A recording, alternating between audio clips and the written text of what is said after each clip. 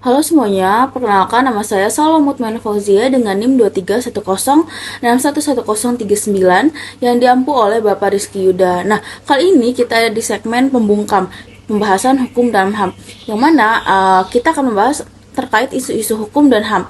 Nah, di episode kali ini kita akan ngobrolin suatu yang mungkin kita kira itu urusan akademisi atau pengacara internasional, tapi ternyata langsung berkaitan dengan aktivitas sehari-hari kita, yaitu ngepost di media sosial, chatting, scroll berita, dan hak-hak kita sebagai pengguna internet. Nah, pertanyaannya yang akan kita jawab hari ini adalah apakah kebebasan kita di internet itu dilindungi oleh hukum internasional dan seberapa serius Indonesia menanggapi kewajiban itu?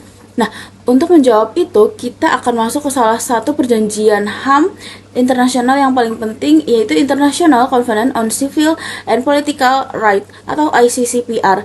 Khususnya kita akan berfokus pada dua pasal yang paling relevan, yaitu pasal 17 tentang privasi dan pasal 19 tentang kebebasan berekspresi.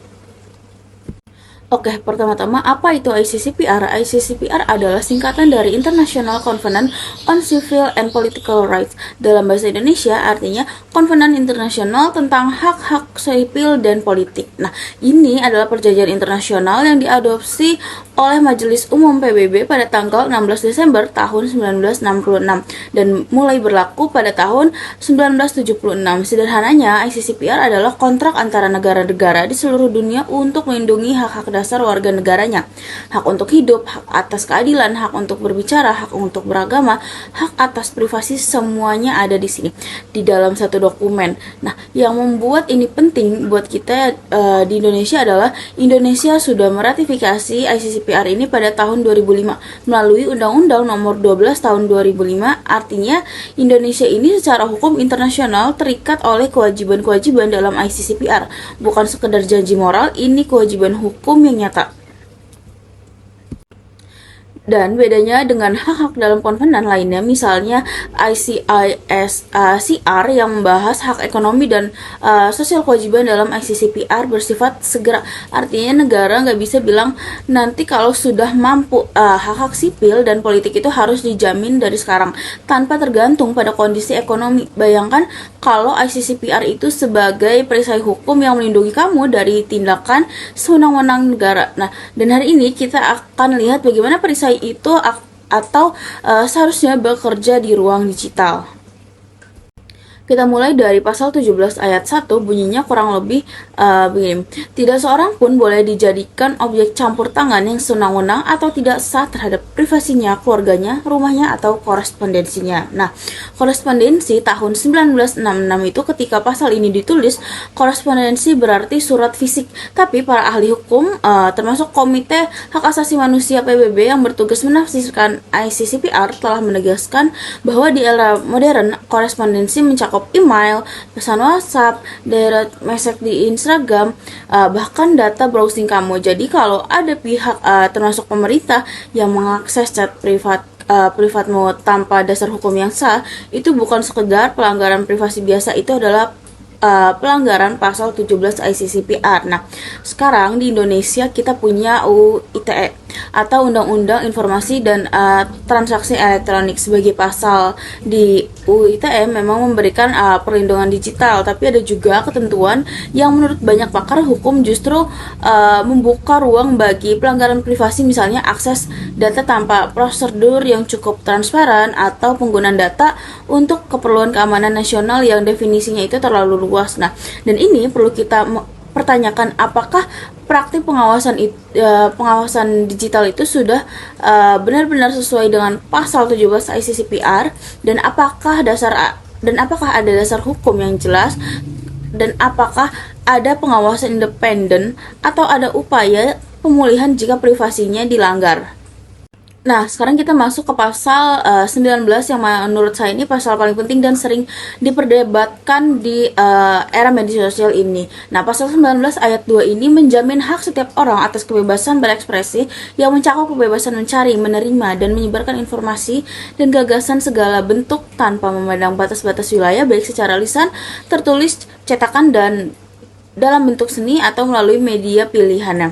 Nah, media lain pilihannya sekali lagi di era 1966 ini mungkin dibayangkan adalah radio, televisi, dan pamflet. Tapi hari ini media itu berarti Twitter, TikTok, YouTube, atau podcast seperti ini. Nah, kebebasan berekspresi adalah hak yang dilindungi, tapi ini penting, pada pasal 19 ayat 3 juga menyebutkan bahwa kebebasan ini dibatasi. Pembatasannya ada, tapi harus memenuhi 3 syarat ketat yang disebut triple test. Nah, yang pertama adalah legalitas. Pembatasan harus ditempatkan oleh hukum yang jelas dan dapat diakses publik. Nah, kedua, legitimasi, yang tujuannya adalah pembatasan hanya boleh untuk melindungi hak orang lain, keamanan nasional, ketertiban umum, kesehatan publik, atau moral. Dan ketiga adalah kebutuhan dan proporsionalitas, yang mana pembatasan itu harus benar-benar diperlukan, tidak berlebihan, dan merupakan cara yang paling sedikit membatasi kebebasan. Nah, 3 syarat ini, legalitas, legitimasi, dan proporsionalitas, adalah standar emas dalam hukum HAM internasional General Common nomor 34 yang dikeluarkan Komite Hak Asasi Manusia PBB pada tahun 2011 itu mengelaborasi standar ini secara sangat detail. Nah, pertanyaannya adalah, apakah UU ITE Indonesia itu khususnya pasal-pasal yang mengkriminalisasi konten yang melanggar kesusilaan itu atau informasi yang menimbulkan rasa kebencian itu sudah memenuhi ketiga syarat itu? Nah, banyak kasus di Indonesia ini di mana seorang dipidana karena sebuah postingan atau komentarnya di media sosial. Nah, beberapa kasus dari itu memunculkan pertanyaan, apakah pembatasannya itu sudah proporsional, atau apakah rumusan pasalnya itu sudah cukup jelas sehingga orang tahu apa yang boleh dan tidak boleh mereka katakan. Nah, ini itu bukan pertanyaan teoritis, tapi ini merupakan pertanyaan yang langsung menyentuh ke kehidupan nyata kita, yang termasuk kehidupan kamu sebagai ataupun saya sebagai mahasiswa mungkin punya pendapat politik yang mengkritik kebijakan publik mungkin, atau sekedar membagikan berita kontroversial gitu loh. Dan satu hal lagi yang perlu kita bahas yaitu pasal 20. Pasal ini mewajibkan negara untuk melarang, bukan hanya membatasi, tapi aktif melarang melalui hukum dan 2 jenis ekspresi, yaitu propaganda untuk perang dan pembelaan kebencian berdasarkan ras, agama, atau kebangsaan yang merupakan hasutan untuk diskriminasi, pemusuhan, atau kekerasan. Nah, ini menarik kita seolah bertentangan dengan pasal 19 tadi, yang mana tapi sebenarnya itu tidak. Nah, pasal 20 adalah aplikasi dari pasal 19 ayat 3 yang mana ujaran kebencian itu memenuhi ambang batas pada pasal 20. Nah, bukan sekedar boleh dibatasi. Nah, ya ini wajib dilarang. Namun disinilah tantangan yang mana kita mendefinisikan batas antara ekspresi yang boleh dibatasi berdasarkan pasal 19 ayat 3. Nah, yang mana ekspresi yang wajib dilarang berdasarkan pasal 20 dan ekspresi yang tidak boleh dibatasi sama sekali. Nah, garis itu tidak selalu mudah ditarik, dan nah disinilah hukum dan politik itu sering berbenturan. Begitu teman-teman. Oke, kita udah membahas apa yang ICCPR itu janjikan. Sekarang pertanyaannya adalah bagaimana realitanya di Indonesia.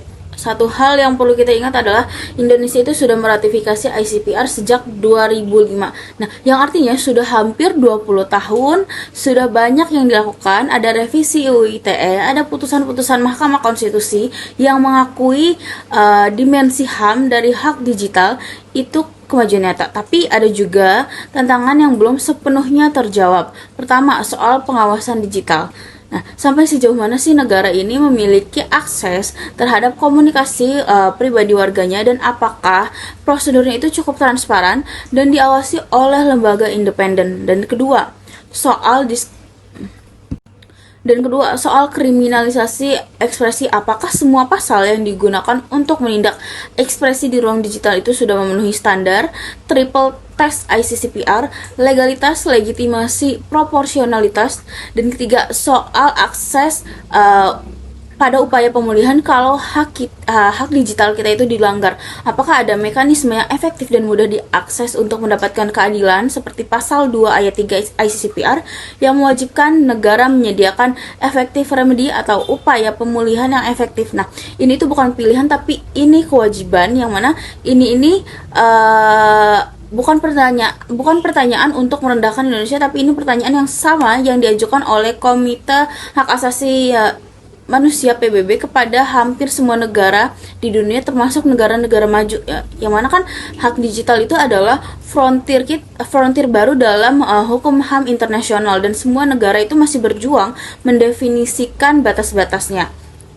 Dari pembahasan kita sebelumnya, pembahasan kita ini hampir selesai nih teman-teman, yang mana kita akan rangkumkan apa sih yang kita sudah bahas di video ini. Yang pertama, ICCPR itu adalah perjanjian internasional yang mengikat Indonesia, dan di dalamnya terdapat jaminan hak privasi dan kebebasan berekspresi yang juga berlaku di ruang digital. Kedua, kebebasan berekspresi itu bukan tanpa batas, tapi pembatasannya harus melewati triple test, yaitu legalitas, legitimasi, dan proporsionalitas.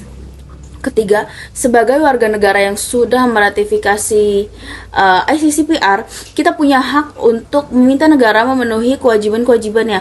Dan sebagai calon sarjana hukum, kita maupun saya itu punya tanggung jawab untuk memahami dan menyuarakan standar-standar itu. Nah, hak asasi manusia bukan hanya sekedar teks dokumen di PBB yang berdebu di rak perpustakaan. Nah, peraturan itu tuh hidup dalam setiap postingan yang kita buat, setiap pesan yang kita kirim, setiap berita yang kita baca dan bagikan. Nah, maka dari situ kita kenalilah batas-batasnya, kita pelajari batasannya, dan jadikan ini bagian dari generasi yang memastikan hak-hak itu benar-benar terwujud, bukan hanya di atas kertas, tapi di dalam kehidupan nyata setiap orangnya.